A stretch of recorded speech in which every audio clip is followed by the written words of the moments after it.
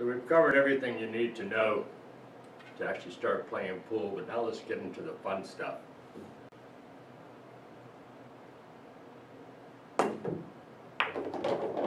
We get to make the ball.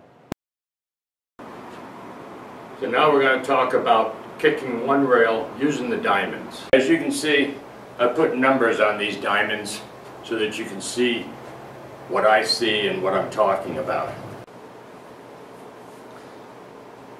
Our cue ball is on the line from 80 to 60, which should go to 40. I'm going to try and spin it 4 diamonds long.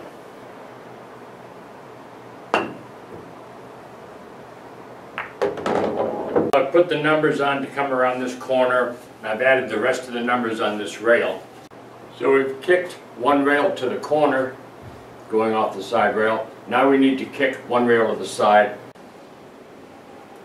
Okay, so our invisible diamond on this side of the pocket was 40. When we come around the corner, the next system we want to look at is, I call this the parallel shift system. So what you do is you have your cue stick that's 90 degrees to this rail, or this rail, doesn't matter because these rails are parallel to each other.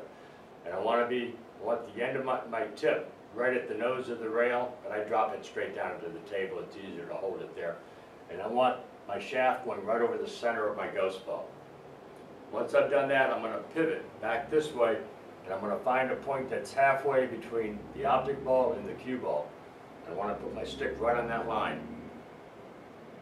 When I do that, I'm going to pick it up and I'm going to parallel shift to the center of my cue ball. And when I do that, I'm pointed right back at that chalk again.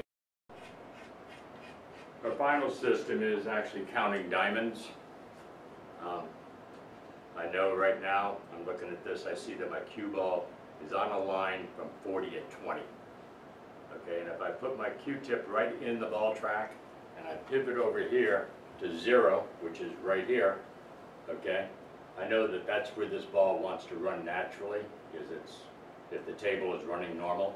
And now all I have to do is I have to find halfway between my shaft in the middle of that 5 ball, which is right out in here.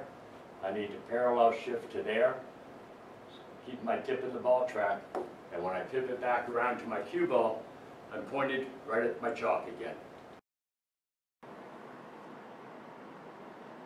This is just a medium speed, top running English.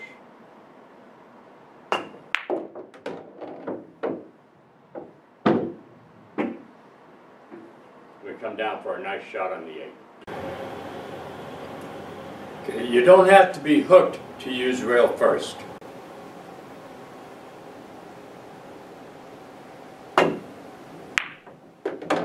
And I make the ball. Well, that was a fun chapter. Using the diamonds, counting diamonds for one rail kicks is really important because it's the basis of all diamond counting systems. Once you learn one rail kicking with diamonds, doing 2 and 3 rails is no big deal because you're using a lot of the same numbers.